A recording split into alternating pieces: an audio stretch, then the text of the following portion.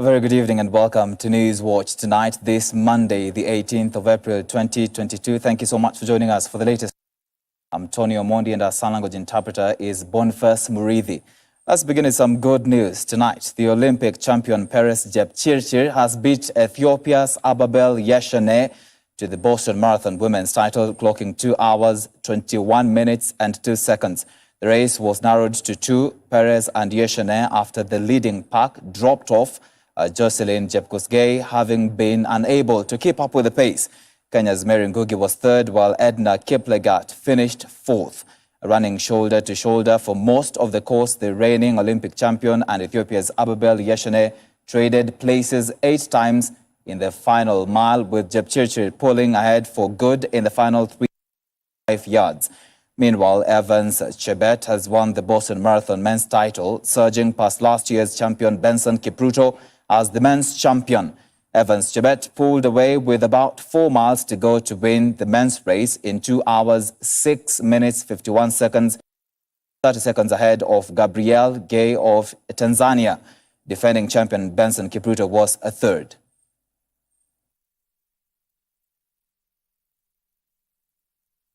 Indeed, congratulations to the winners. Moving on, the Independent Electoral and Boundaries Commission, IEBC, has remained adamant on the submission of presidential running mates as political realignments in the country continue to take shape. IEBC has maintained that all presidential aspirants must submit the names of their running mates by 28th of April. This directive now puts pressure on presidential candidates, especially Azimio One Kenya Alliance coalition flag bearer Raila Odinga and the Kenya Kwanza coalition flag bearer Deputy President William Ruto to choose their candidates. They only have 10 days to comply with the directive. Meanwhile, there is already discord in Odinga's Azimio la Umoja One Kenya Alliance coalition party camp after Kalonzo Musyoka's allies maintained that he must deputize Odinga in 2022 general election, as was in 2013 and 2017. At the same time, NARC Kenya leader Martha Karua has been endorsed to be Odinga's running mate. Dickens Luvanda brings us this report.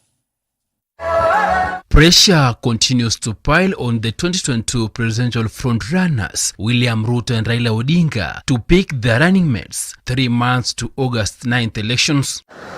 According to the IBC chairman Wafula Chebukati, all August 9th presidential candidates should submit the names of the potential deputy president by April 28th.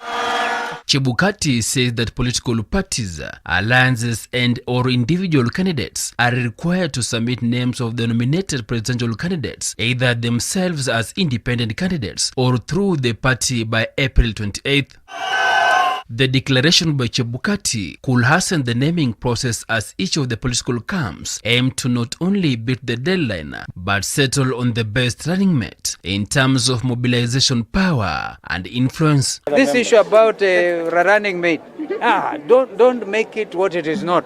Pundit Saivas say that whoever each of the presidential hopefuls settles on could make or break their presidential ambitions. Raila Odinga's lawyer Paul Mwangi, however, says that political parties will present names of presidential candidates to the commission by Thursday, 28th of April, after which they will then decide who their running mates will be, and so the IBC cannot require a person to have a running mate even before the same person becomes a candidate. As your candidate in the coming election. There is tension in Azimio la Umoja One Kenya Alliance coalition party, as Wiper leader Kalonzo Musyoka's allies maintain that Odinga should pick him as his running mate, with the report saying that Azimio Oka coalition party chairman President Uhuru Kenyatta is likely to influence the running mate cards of the coalition party. In Azimio now, we need to see clarity. Our party leader must be gazetted like others to be the number 2 flag bearer of Azimio la Umoja One Kenya. Raila Amolo Odinga, you have walked the journey with His Excellency Dr. Stephen Kalonzo Musyoka. You did very well. You won in 2017. Why would you go and pick another? Potential Odinga running mates include Kalonzo Musyoka, who hails from the Lower Eastern Region, Peter Kenneth from Central Region, Martha Karua from the Central Region, and Gideon Mui, who hails from the Rift Valley region. If anybody tells you Kalonzo is not a Kikuyu, is not a Madaraka, is not there for the Kikuyus and the Tharakas and everybody else must get to be vice president or be president in order for this country to progress, please pray for them. With the urging of my party members, present myself for consideration as the running mate for the position of the Deputy President to Jacom Raila Amolo Odinga. Nyinyi mko na habari tunatengeneza serikali ingine mwezi wa 8. On the other hand, Ruto is under pressure to pick Amani National Congress ANC party leader Musalia Mudavadi as his running mate after Mudavadi joined forces with Ruto's United Democratic Alliance UDA party to form the Kenya Kwanza coalition in January this year amid pressure that Ruto's running mate should hail from the Central Region. Wembe ni ule ule. Some potential Ruto running mates include Mudavadi, who hails from the Western Region, Justin Muturi from Central Kenya, William Kabogo from Central Region, and Anne Waiguru, who hails from the Central Region. William Ruto cannot deputize Musalia Mudavadi. That is obvious because the constitution provides that the deputy president can only be a deputy president for 2 terms. Other August 9th presidential aspirants include Jimmy Wanjigi, Damaris To, Esther Waringa, Ruben Kigame, Duncan Oduro Otieno, Mwangi Wairia, Dr. Jafeth Kaluyu, Joe Kamau, Jojo Jakoya, Dr. Justus Juma, Zablon Karanja, and Greta Mudhoni. Dickens Luvanda, Hope TV News. Thank you, Dickens Luvanda, for that report. Meanwhile, with the ongoing debate on presidential running mates, a section of women leaders drawn from the Azimio la Umoja One Kenya Alliance coalition, now once NAK Kenya leader, Martha Karua, be named the ODM leader, Raila Odinga's running mate in the upcoming general election. Speaking in Nairobi, the leaders drawn from 26 different political parties agreed to have Martha Karua named as the running mate. This deals a blow to Wiper leader Kalonzo Musyoka's bid to become Raila Odinga's running mate. The leaders, who championed for more women in leadership and equal representation in parliament as well as public offices, said the move will embellish Raila's leadership. Women are exposed to 50% of chances in this nation. So we are not demanding, we're just asking our candidate to refer to that article and be generous and kind enough. And because we know he's a man for women, he's a he for she, that he gives the deputy president role to the women of this republic, and women of this republic will forever be grateful to him. He will go down in history as the one president who said that he will make a new paradigm shift, and he will put women in the pedestal where they duly belong and the space that they have fought for many years. Where you find men meeting, if you don't find woman's face, then you do not have proper representation of the nation. And this is representing half the nation. So it's not about me or I, we are talking about the nation and the journey we are traveling. Away from that, a new survey conducted by Center for African Progress has revealed that Agnes Kagure will be elected Nairobi governor if elections were held today.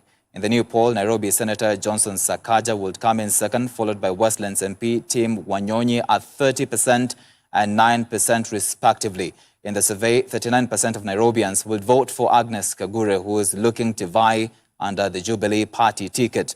Majority of Nairobians at 90% believe that the county is headed in the wrong direction, despite Governor Anne Kananu taking over reins from Mike Mbuvi Sonko, who was impeached in 2020. Our very own Grace Ongoi brings us this report. Just a week after Nairobi Senator Johnson Sakaja, Kenya Kwanza's gubernatorial candidate, was elected through consensus to carry the coalition's flag, his popularity among Nairobi residents has greatly improved. I want to most sincerely and from the bottom of my heart thank Bishop Margaret Wanjiru, because I know it has not been an easy decision, but for her grace. And I want to assure her and to assure your supporters that from now on we are one team. This is according to a survey conducted on 3,400 respondents across Nairobi's 17 constituencies, which indicated that Sakaja had moved from 5% since the last survey by the firm to 30% popularity currently. This has moved him to second place after Jubilee aspirant Agnes Kagure, who is the most preferred Nairobi governor at 39% popularity. Johnson Sakaja has 30%. In our previous surveys, Sakaja was doing so badly, he could get up to 6%. Big chunk of the Kenya Kwanza followers have shifted to Sakaja because now Margaret Wanjiru is no longer a part of that bracket. That explains the jump from around 5% to 30%. So he has inherited a huge constituency from Margaret, and that's why he is number 2. If the opinion polls are anything to go by, then the Azimio Oka coalition are off to a winning lead. If they settle on a single aspirant as third in the race is ODM's Tim Wanyonyi at 9%, businessman Richard Ngatia at 7%, Polycarp Igathe at 4%, all of whom belong to the larger Azimio Oka coalition. Nairobi County. So, according to the Center for African Progress, if Azimio Oka coalition picks Agnes Kagure to run against Senator Sakaja, she will still win at 55% and Sakaja at 40%, with the only 5% of voters undecided. Richard Ngatia, if elected to be the coalition's flag bearer against Sakaja, will garner 46% of the votes, with Sakaja gaining 43% with 11 undecided. Margaret Wanjiru was the preferred candidate. While releasing the findings, head of operations at Center for African Progress, Abel Oyeyo, noted that a majority of respondents claimed that they were more open to a candidate from Gema community to run Nairobi County in order to protect their investments. Most of the guys we were talking to come from Kenya have a sense of entitlement. They feel that Nairobi County has to go to a Gema this time around, and you cannot blame them. Actually have a stake in the leadership of Nairobi County. Grace Wangoi for Hope TV News Watch. Thank you, Wangoi, for that report. The entry of former Nairobi Governor Mike Mbuvi Sonko into the Mombasa governorship race has brought about a political divide in the Wiper party. Party officials and aspirants declared that Kisauni MP Ali Mbogo has not been issued with a direct nomination ticket, as he claimed on Saturday, and will compete with Sonko, who has since shifted his political base from Nairobi to Mombasa. Mbogo had previously said that he had the Wiper nomination certificate to run for Mombasa governorship and denied that he will go for nomination with Sonko. The former Nairobi governor, who was elected on a Jubilee party ticket in 2017, shifted his base after impeachment as the governor of Nairobi. Wiper. Chama cha Wiper Mombasa, kama vile tunasema, tuna 2 candidate ama 2 aspirant upande wa ugavana, na still wao bado ni aspirant. Sonko ni aspirant, Mheshimiwa Ali Mbogo ni aspirant, na hapa pia tuna ma-aspirant. So mtu akijitokeza akisema amepewa direct ticket kwa chama haswa kwa Mombasa, atakuwa anazungumza jambo la urongo, si ukweli. Kwa sababu hapa pia tuna ambao wamepewa barua, ni letter, hata hatuwezi sema ni interim, hiyo ni letter, ni barua ya kushikilia tu, ambao hawa pia wenzangu wako nao hapa. Wiper imetoa ticket direct sehemu 3. Sehemu ya kwanza ni Machakos, amepewa Wavinya Ndeti, huyo tayari amepatiwa. Wa pili ni kule Makueni, Wiper imepeana tayari. Kitui bado haijapeana kwa sababu chama chetu ni chama cha consensus, kinajadiliana, ambapo akimaliza kujadiliana pia Kitui watapeana. Vile inavyofanyika Kitui ndio vile inavyofanyika Mombasa. Mombasa tunatuka aspirant na mazungumzo still bado yanaendelea. Kwa hivyo mtu akijipiga kifua yeye ndio governor, anadanganya wananchi. Msimamo wa chama, bado tuna aspirant wawili ndani ya Mombasa County. Mimi ndo nilipatiwa interim certificate na tukiwa na huyo Sonko katika Bomas of Kenya. na kama kungekuwa na mpinzani au yeye angekuwa ni mpinzani wangu, nisingepatiwa interim certificate katika Bomas of Kenya. Na pili, tunamshukuru Mheshimiwa Kalonzo because siku hiyo aliandika katika Twitter account yake kunipa pongezi kama mwakilishi na mgombeaji wa kiti cha ugavana kwa chama cha Wiper katika gatuzi la Mombasa. Haya ni mambo ambayo yako katika public domain. Kwa hivyo sisi tunawaambia mashabiki wetu kuwa wasiwe na wasiwasi. Yale wanayoyasikia ni taarifa baada ya habari, ni mambo ya huko mitandaoni, hayana ukweli, na ukweli ni ule ambao nimeuelezea hapa. Yale mmesikia watu wakiongea, sijui kuna viongozi wanajitokeza wanasema wao ni wazungumzaji wa chama cha Wiper. Hakuna mzungumzaji wa chama cha Wiper ndani ya Mombasa. Moving on, Safina Party presidential aspirant Jimmy Wanjigi now says that he will not join Deputy President William Ruto's Kenya Kwanza alliance ahead of the August 9th polls. While addressing a rally in Kwale County on Sunday, the businessman stated that he opted to go solo, terming Kenya Kwanza and Azimio la Umoja One Kenya coalition parties as tribal outfits. Wanjigi made the remarks after a section of Kenyans on social media questioned his absence during the official unveiling of the Kenya Kwanza Alliance on the 12th of April. Kennedy Kimani tells us more. After a section of Kenyans on social media questioned the absence of Safina Party's presidential aspirant Jimmy Wanjigi during the launch of Kenya Kwanza Alliance, Wanjigi, while addressing a rally in Kwale, has made it clear that Safina Party has rejected all offers to join any coalitions. Given his reason, Wanjigi labeled Kenya Kwanza and Azimio la Umoja as tribal outfits made for selfish leaders, stating that his journey to State House under the Safina Party is unstoppable. Safari yangu ya safari ya Safina ni mpaka mwisho. Hakuna kurudi nyuma. Tunaendelea mpaka debe. Coalition ambao tunaform ni direct na wananchi wa Kenya. Si coalitions za ukabila, sijui za vyeo, sijui wanakata keki huku juu. Hapana. Sisi tunakatia keki wananchi wa Kenya direct. Wanjigi has however discredited Deputy President William Ruto over his manifesto, saying he is deceiving Kenyans as he is not a true hustler and his agenda for Kenya is not realistic. The businessman has also hit out at President Uhuru Kenyatta, alleging that he is borrowing every month to meet the budget deficit. Juzi, muliona wazi agreement ya Azimio.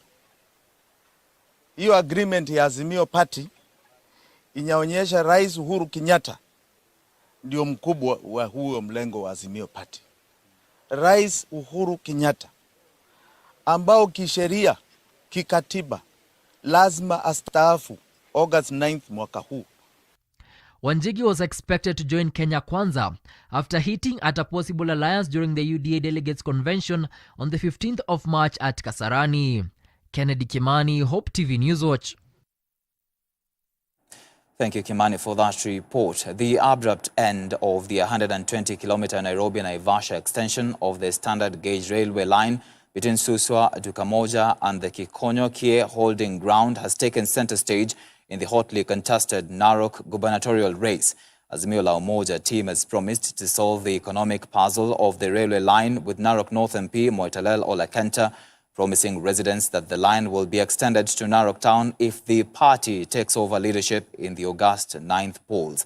Speaking in Narok's sub-county during his political forays to drum up support for his governorship race and for the opposition leader Raila Odinga presidential bid, Kenta said the 34 kilometers to Narok will be built to connect Narok town and the region to the railway service. Hii reli mpaka ifike Narok town iko kilomita 34 peke yake. Tungetaka hiyo 34 kilometers ifikishwe huko ndio tuweze kupata railway station Narok town, ndio tuweze kusafirisha vitu kutoka huko tupeleke wapi? Nairobi, tupeleke kila mahali. Kuliko ihang hapa na haina usaidizi yote. Watoto wetu hawana kazi. Hawana kazi. Ruto anakuja anawaambia ati yeye anapenda nyinyi. Nani iko kwa Kengen? Mbona watoto wa Masai wako kwa Kengen na huko ni kwao? Hii mlima mnataka kutoa moto ambayo yuko huko, na ndio mnajaribu kuchukua hii ardhi. Mnachukua ardhi na pale mlichukua mapema, hakuna kitu mwafanyia community. Nataka kuambia nyinyi, sababu Raila anakuja kuwa president na atakuwa governor wa Narok, lazima watoto wetu waandikwe Kengen. Lazima tupate MD wa kutoka hapa akuwe Kengen ama chairman, lakini tunataka 10 to 15% ya kazi ya Kengen, na pali zingine ambayo moto inatoka iingia kwa hii jamii ya Wamasai wako. Wewe ulinyakua mashamba za huko kwenu Syria, na hatutaki unyakue shamba letu mkiwa na Ken Aramat. Hii shamba ya Kiokonyoke Suswa Trust ni ya watu wa Kiokonyoke wa Suswa, na hamuna share na kaunti haina share, ni yetu sisi. Now, flopped United Democratic Alliance UDA primaries in Narok South constituency for the Member of Parliament position has brought divisions among Narok leaders. 3 aspirants, Kitilain Tutu, Mopal Sena and David Mayone, raised concerns alleging that the incumbent MP, Corey Lemaine, was being favoured by party bigwigs in the county, threatening a fallout. Sena, who is among the youngest candidates seeking election in the county, called on the party leader, Deputy President William Ruto, to intervene and ensure that voting is free, fair and devoid of any irregularities. The primaries were rescheduled after consensus talks among the 4 aspirants failed to bear fruit. Ninataka kuambia wana UDA, Mheshimiwa Corey Lemaine ni mtu wa Azimio. Kama ni consensus tunataka, tufanye consensus Mayone, Kitilan na Sena. Kama ni nomination ni ngumu, twende kwa meza, tusikizane, na mimi niko tayari to front mtu mmoja kati ya watu 3. Ile kitu tunataka tujua watu wa Narok South, free and fair nomination. Na ile mkutano tutaita hapa, hata ile ilikuwa kwa pande mtashtuka. Mtashtuka. Ile kitu tunataka hapa, tunataka free and fair nomination. Kama mnataka hii Narok ipango mzuri, hata sisi tunataka sauti yetu, wacha tuanguke wananchi wakiwa wametuangusha. Na tutasupport yule ambaye amechukua tikiti ya UDA kwa chama ya UDA Narok South. Lakini mkitukoroga na sisi tutawakoroga. Iko nini? Kwa hivyo, Your Excellency Deputy President, najua hii habari wewe hujui. Ambia watu wenye wanasimamia siasa ya Narok South wajipange sawa sawa, kwa sababu tutawapanga. Corey mwenyewe anaenda kwa Deputy President, anasema story yake. Huyu Kitilai anaenda mwenyewe, anapatiana story yake. Matunga anaenda na delegation yake ya Deputy President, anapatiana story yake. Wewe umewahi kupeleka delegation ya South? Mimi nimepeleka. The Deputy President anakuwa na different stories na different versions ambaye wao candidates wenyewe wamepatiana. Alafu Deputy President anakuwa na different stories amepatiana hawa. Alafu anakuwa confused. All right, with that, let's now take a short break on News Watch. We'll be back shortly with more. Do stay with News Watch.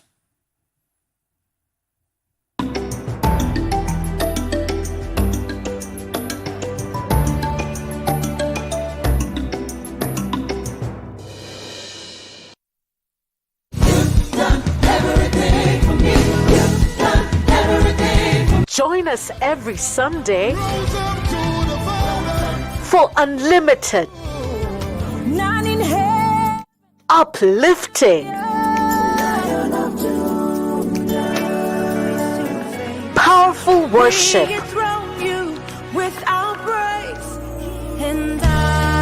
only on Extended Worship.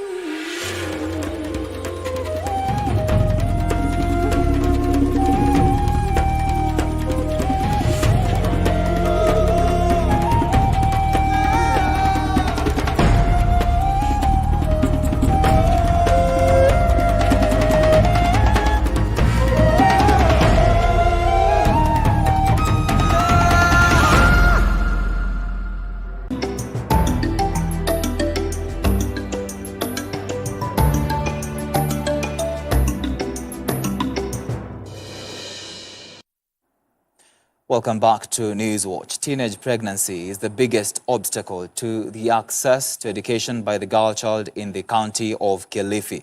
Widespread poverty and disco-matangas in the community have been identified as the main contributors of early pregnancies and marriages in the region. According to Magdalene Tuva, who runs the Sarafina Children's Home, teenage pregnancies in Kilifi are rampant and becoming a pandemic, and called for concerted effort to confront the societal ills contributing to the pregnancies. Wanapokuja hapa wakiwa wajawazito, tunawapatia guidance and counseling. Tuko na social worker, na pia kando na hiyo tunaleta social worker wa nje.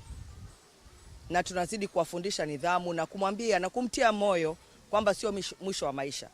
Kama hapa tuko na msichana hapa anaitwa Nyevu, alijifungulia hapa na mtoto wake yuko hapa paka sasa na amemaliza hicho kidato cha 8 na tunamuencourage. Kwa hivyo anaendelea na masomo yake na yuko hapa. Initially she felt a little bit inferior kwa sababu ya shule na kila kitu, lakini tukaendelea kumpatia guidance and counseling na akaendelea akajiona kama yuko kawaida na yuko sawa na amefanya mtihani amepita na anaingia katika form 1 sasa. Hii skuli ikifunguliwa ataingia form 1. Na pia tangu hiyo disco matanga iwe band, tunaona kidogo kuna nafuu. Na kitu kingine ambacho pia kimechangia haya ni itikadi, mila na desturi. Unakuta kuna mtoto amebakwa, lakini kwa sababu ya familia kuna ile wanaenda kimila, watoe makosa, wafunike, na hizo cases za kubakwa ni nyingi. Watoto wanakuwa wamebakwa na it robs them of their self-esteem. It robs them of their dignity.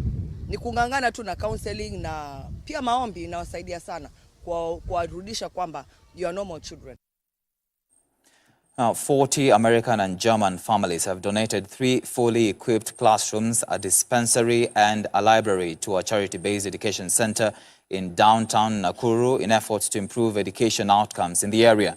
The families, collaborating under the auspices of Live and Learn in Kenya, seeks to help children from low-income households access quality education and healthcare in the global quest for expanded universal access to healthcare and education. Speaking after the commissioning of the facilities at the Learning Center in Barut village in Nakuru County, the chairperson of Live and Learn in Kenya, Brick Zena, said, besides the idea of improving learning experiences of children from vulnerable backgrounds, the initiative has admitted 30 needy children from the areas into a full scholarship program. Tunashukuru hii shule imetusaidia sana, atulipi school fees. Imesaidia hii kijiji sana. Mimi naishi Barut hapa. Watoto wetu wanapata chakula, mavazi, kila kitu, wanasoma vizuri. Hii kijiji imesaidia watu wengi sana. Masomo iko chini sana. Unapata watoto wengi hawafanyi vizuri. Lakini wakati ambapo hii shule ya LLK ilipofika sehemu hii, imeweza ikasaidia wanafunzi wengi wameweza kupita mitihani. We have been able to open 3 classes, that is the daycare, the PP1 and the PP2, which are very important, especially for the young children, which are well built, are in a good condition to facilitate. That is very important to this community because these are the facilities that are rarely available in this area. But the children in this area will get a very good opportunity to learn, to acquire the education, even to compete, and we shall be able to nurture skills and provide people who are ready to fit in the current society. There are 560 children and youths on our program. We had until today 530. And today we took in 30 new daycare children, very, very tiny, little, beautiful children. And I was very happy to greet them into our community. 13 students who recently did their KCPE exam from Brook Springs Education Center in Ruai along Kangundo Road, Nairobi County, are yet to join secondary school after failing to raise required money, even as the government strives to achieve 100% transition. The school that was founded in 2014 has been supporting orphans, vulnerable children, and children from poor families in the society access education. Dolly Murigi spent time with the school officials and the pupils and prepared for us the following report. Giving a child the best in life is every parent's dream, but achieving this comes with, amongst other things, quality education. Obviously, a well-stocked school is a necessary tool for cementing a strong foundation for any child. At Brook Springs Education Center, a couple with a passionate heart to cater for the vulnerable children in the society started the school in 2014. Abel Mburia, who is the founder, left his work having worked for 30 years in the financial sector and decided to venture into his calling of reaching out to orphans, vulnerable children and the youth to unlock and nurture their talents. This school was born to reach out to the various categories of needy people in the society. I decided to leave early and focus on how we can be able to help needy children. So in 2010, I decided to opt out of my former employment, and we started on this project on this land which we had acquired earlier on, and took in the first pupils in the school. Two of whom that we started with were among the candidates who sat KCPE is 2021. But every start has challenges, numerous financial obligations which cannot sustain timely school fees payment and keep the children in school are just but a few. But with the journey moving on swiftly, the founders have managed to educate children for 8 years and produce the first Class 8 in the 2021 Kenya Certificate of Primary Education. We had a total of 25 kids in a young school of about 120 kids. But we struggled. We did everything we could to make sure that these kids got quality education, which is our motto. And that is exactly what we have been providing here. 13 students, however, in the school are having sleepless nights, with a few of missing the secondary education due to lack of school fees. The school had catered for the primary school expenses, but the future now looks bleak as the hope of pursuing further studies dimmed by the day. They joined the school at different times, and we were the ones who provided for everything that they needed, from uniforms, from books, from food and education, free of charge. John Macharia scored 397 marks and was going to Shimolatewa Secondary School in Mombasa County, but financial challenges are hampering his dreams. The school has offered a lot of sponsorship to many pupils in this school, and if they can get support so that they can continue sponsoring other pupils, we can be glad with that. Ashley Wangari is joining Garugal Secondary School in Kirinyaga County. She scored 384 marks. Her parents cannot afford to cater for her fees. She appears to have reached the end of her wits. I would like to urge the people who are able to sponsor any children to also take part in this, so that they may make a better future for tomorrow's leaders who are young. Here is Josephat Karanja. He scored 388 marks. His dream of pursuing secondary education is now hanging in the balance. So this school has helped me a lot in my education, because my parents were not able to cater for my education, so this school sponsored me. The 3 students and 10 others who have defied all odds and have worked hard to overcome an unfortunate incident and now battered and broken, but still hopeful that their fate hangs in the balance as the handles of life deny them a chance to pursue the studies in high school. Those kids, they are needy, and now where we are, we can't be able to take them to secondary school. We have also the rest who are behind them. They need our attention here. So my request is to the well-wishers to support those kids to see their dream come true. In these hard economic times, the school receives many requests for assistance. For them to meet this challenge, they need a social responsibility program policy that will serve as a guide to chart the way forward on the best possible means of supporting the needy. If you look around, you can see that maybe the population is so much, but you can see that they have helped these children from the time they started here. You have had some of them started as early as in standard 3, and now they are living, and they have been taken care of. Despite the burden to take care of the high school needs, the founder still says that the school will continue reaching out to needy children and youth in difficult circumstances to provide them with shelter, food, clothing, and basic medical care. And here we believe in bringing up children in the right way. Give them proper education, give them discipline, grow them in the right way, so that when they leave our institution at whichever level, they will be useful people. Dolly Mirigi, Hope TV.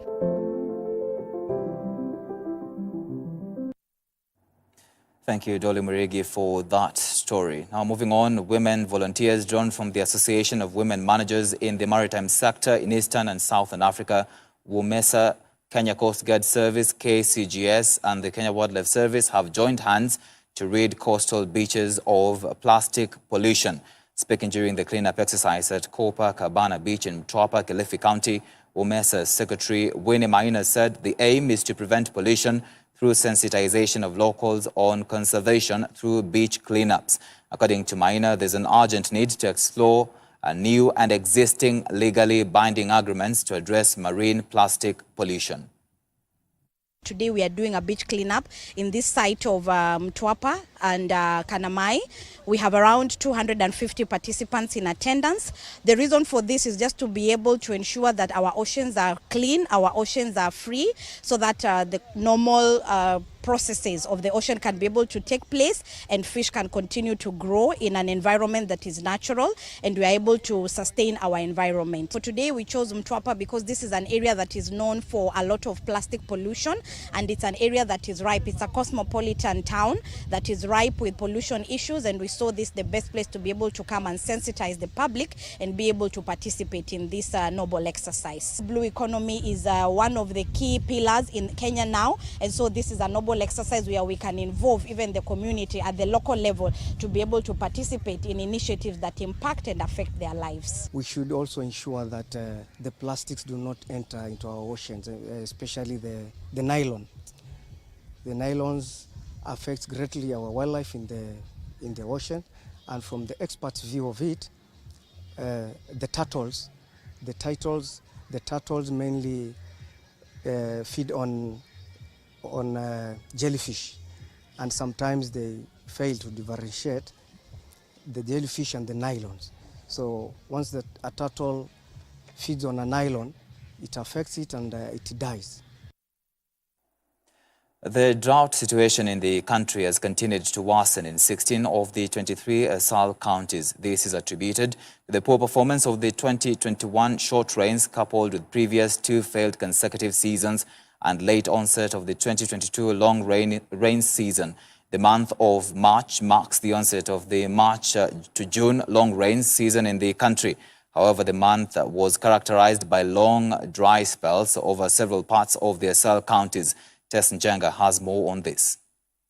The National Drought Management Authority has issued an early drought warning due to insufficient rainfall occasioned by climate change. 7 counties, namely Marsabit, Mandera, Wajir, Samburu, Isiolo, Baringo and Turkana are in alarm drought phase, while 9 counties including Garissa, Kilifi, Kitui, Kwale, Laikipia, Lamu, Meru North, Nyeri in Kieni and West Pokot are in alert drought phase. The remaining 6 counties including Kajiado, Narok, Makueni, Taita Taveta, Embu, Mbere and Tana River are in normal drought phase. 2 sub-counties, Wajir East and Mandera East, are in extreme vegetation deficit band, hence in need of humanitarian assistance. In general, 4 counties, Mandera, Laikipia, Samburu and Wajir, are in severe vegetation deficit, while 5 counties including Baringo, Isiolo, Kwale, Marsabit and West Pokot are in moderate vegetation deficit, hence the need for close monitoring and activation of response plans. This has been attributed to the poor performance of the 2021 short rains coupled with previous 2 failed consecutive seasons and late onset of the 2022 long rain season. Reporting for Hope TV News Watch, I'm Tess Njenga. Let's now look at what is happening internationally. At least 443 people have died after heavy rains in recent days triggered floods and mudslides in South Africa's KwaZulu-Natal province. The province's premier, Sihle Zikalala, says that the dead include 2 emergency workers, adding that a further 63 people remain unaccounted for. The floodwaters are the strongest to have struck KwaZulu-Natal in recent history and were triggered by torrential rains that lashed the province last week, leaving thousands homeless, knocked out power and water services, and disrupted operations at one of Africa's busiest port, Durban. That toll now stands at 443. We wish to convey our heartfelt condolences and sympathy to the people and the families of one of our search and rescue team member who was busy doing search and rescue at Helen Dam. He experienced difficult breathing and was airlifted to the Mediclinic Hospital and unfortunately passed away. And China's Shanghai city has reported 3 COVID-19 deaths on Monday, the first officially announced fatalities from a raging Omicron outbreak that has infected hundreds of thousands of people despite a government-enforced citywide lockdown. 3 elderly people aged between 89 and 91 died from COVID on Sunday after their condition deteriorated in hospital. The city is now due to enter another round of mass testing, which means a strict lockdown will continue into a 4th week for most residents.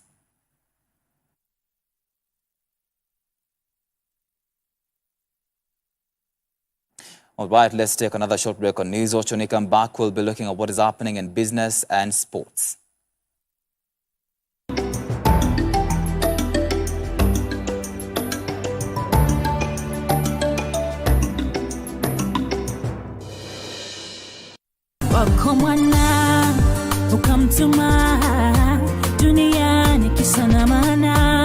If it's hits you're looking for, then you've hit the cradle of them all.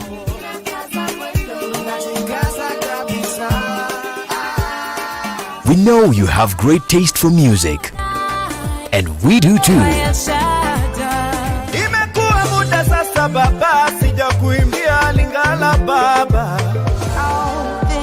Working for my good, yeah, 'cause he's intentional. Enjoy all-time Christian hits every Tuesday at 12:30 p.m. on Hope Junction. So speak life to the deadest, darkest night. Speak life. The Bible is unchanging and timeless, and its words are relevant for every generation.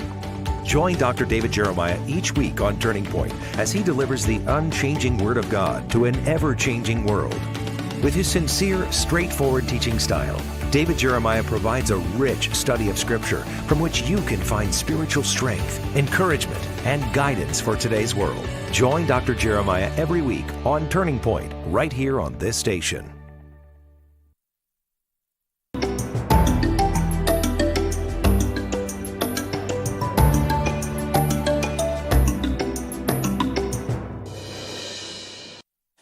Welcome back. Easter holidays in Malindi and Watamu towns were celebrated differently and on a high note as opposed to during the COVID-19 pandemic restriction period.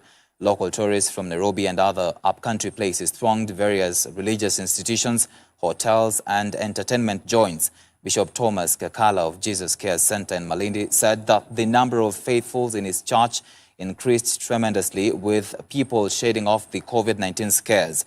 Peter Njinu, who is also the proprietor of the Premier Resort Hotels in Malindi town, said that he has had more local tourists, noting impressive bookings.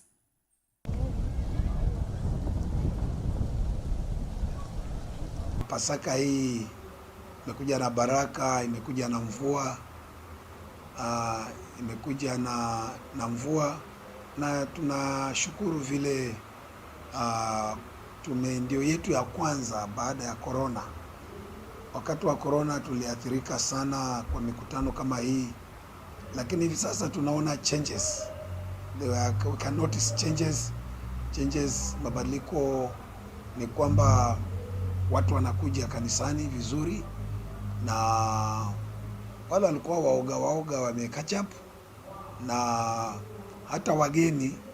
Jana nilipita maeneo mengi, nimeona kuna purchase kidogo kidogo, si kama hapo nyuma. We have very good tourist destinations, and all these places most of us Kenyans don't know, like this Sun Palm Beach Resort. It's such a beautiful place to be, and it's just next to the beach, as you can see. So let's try and support local tourism, because if even if this pandemic hits again, God forbid, we will still have something to be proud of. Families will not sleep hungry. Children will not stop going to school, because there will be employment. There will be people who will work. DJs will entertain people. So I think we hope it doesn't happen again. We don't need a lot of tourists flying in from European countries, American countries. This was a notion from the past, but what I believe right now, domestic tourism is taking over, and it's growing by mile and mile every day.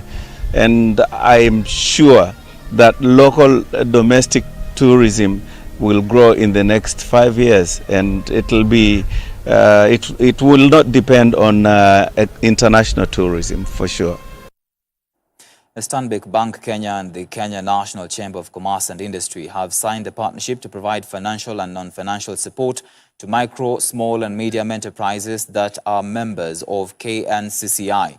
The Memorandum of Understanding between the two entities was signed at the Busia Youth Polytechnic Ground on the sidelines of the Lake Region Economic Bloc Private Sector Forum, with a focus on building a vibrant and prosperous business community in the region and across the country. The bank has also partnered with the United States African Development Foundation to provide small businesses with access to markets and affordable financing, while exposing them to digital technologies through a joint 1 billion shilling grant fund, and have so far issued 33 million shillings to MSMEs, cooperatives and producer groups in Kenya to help them grow their businesses.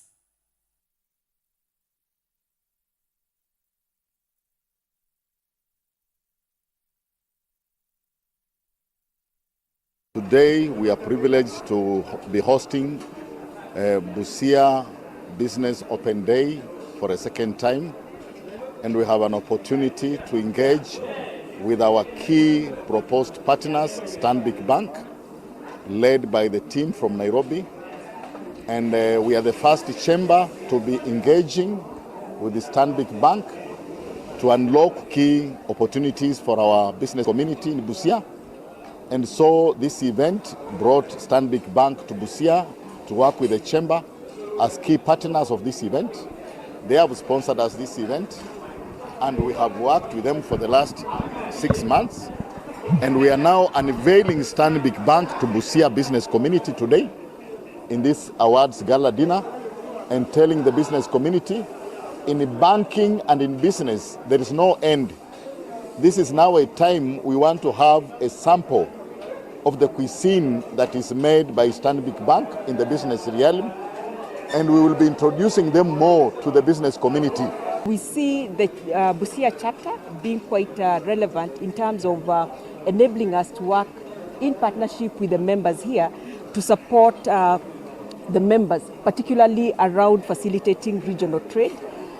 In Uganda, we are the largest bank, and in Kenya, we see again us being able to play a big role to actually grow most of the SMEs that are doing business in Kenya, from Kenya to Uganda, so that they can actually scale their business. Now, how will we partner with them? One of the ways that we'll partner is being able to provide financing. And I know the banks basically will say that, we all provide financing, but for us, we are looking at how we actually support the small SMEs. And when we look at most of the SMEs, they struggle with, say, security. And we have solutions that enable the SMEs to access lending digitally. So we do have a proposition that an SME can access credit on their mobile phone, just based on the account turnover and the businesses that they do, be it in Uganda or in Tanzania.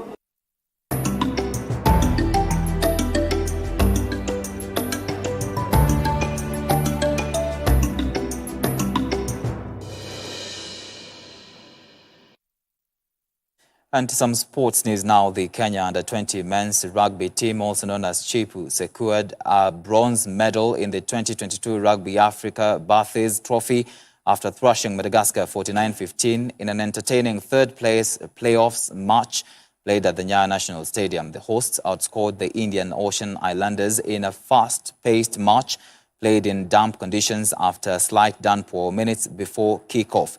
Chipu failed to defend the title they had won for the last two editions after losing to the Zimbabweans in the semi-final, but earned bronze as consolation in the 8th Nation tournament.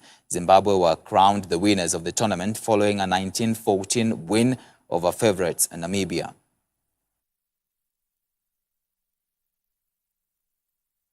Kenya and Zimbabwe will be included in the 2023 Africa Cup of Nations qualifying draw on Tuesday in Johannesburg, despite being suspended indefinitely by FIFA over government interference. The Confederation of African Football says they have included the two countries in the hope that the bans will be lifted not later than 2 weeks before the first match day in June. The Kenyan government disbanded the National Football Federation after its president Nick Mwendwa was charged with multiple counts of fraud. CAF have set a deadline of midday for the bans to be lifted, or the countries will be barred from taking part. Should Kenya or Zimbabwe fail to have the suspensions lifted, the groups they are placed in will shrink from 4 nations to 3, with the top 2 finishers still qualifying for the finals. And Chelsea will face Liverpool in the FA Cup final after they sealed a 2-0 win over Crystal Palace at Wembley on Sunday. Second-half goals from Ruben Loftus-Cheek and Mason Mount settled the contest, and they will face Jurgen Klopp's side on the 14th of May. The two teams met earlier this season in the Carabao Cup final, with Liverpool winning on penalties after a thrilling goalless draw. It's also not the first time they've met in the FA Cup final, with the Blues coming out on top in the 2012 showpiece.